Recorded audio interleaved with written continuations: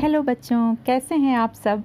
आज अकबर बीरबल की कहानी की श्रृंखला में प्रस्तुत है एक नई सी कहानी जिसका शीर्षक है अंधों की नामावली। तो चलिए कहानी शुरू करते हैं। एक बार बादशाह अकबर ने बीरबल से पूछा, संसार में आँखों वाले ज़्यादा हैं या अंधे। बीरबल ने कहा, हुजूर, आँख वालों की अपेक्षा अंधे अधिक हैं। अकबर बादशाह ने पूछा, यह कैसे कह सकते हो तुम। किसी दिन आपको दिखा दूंगा, बीरबल ने कहा। एक दिन बीरबल एक व्यक्ति को साथ लेकर बाजार में जा बैठे और जूते गांठने लगे। इतने में ही अकबर बादशाह की सवारी उधर से गुजरी। वहां बीरबल को जूते गांठते देखकर उन्होंने पूछा, बीरबल, यह आप क्या कर रहे हैं। यह सुनते ही बीरबल ने अपने पास बैठे व्यक्ति से कहा, अंधे मनुष्यों की नामावली में सबसे पहले अकबर बादशाह का नाम लिखो। उस व्यक्ति ने बीरबल की इजाज़त से अकबर बादशाह का नाम लिख लिया।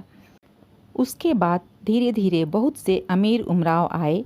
उनमें से जिसने भी यह पूछा, आप क्या कर रहे हैं, उसका नाम अंधों की नामावली में लिखा गया।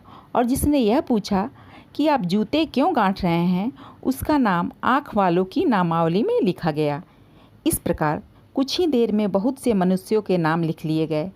उन नामों को जब जोड़ा गया तो मालूम हुआ कि अंधों की संख्या अधिक और आँख वालों की संख्या कम है। बीरबल ने यह नामावली बादशाह को दिखाई।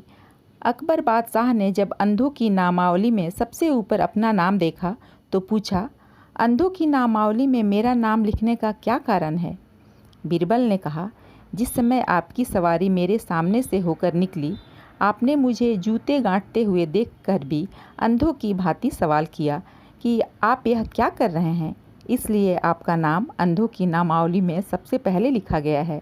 और आपकी तरह जिन्होंने भी सवाल किया, उनका नाम भी अंधों की नामावली में लिख लिया गया।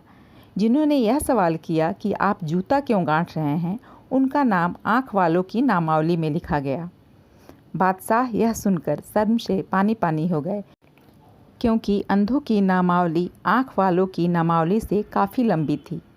यह कहानी यहीं समाप्त होती है। बच्चों, आपको यह कहानी कैसी लगी।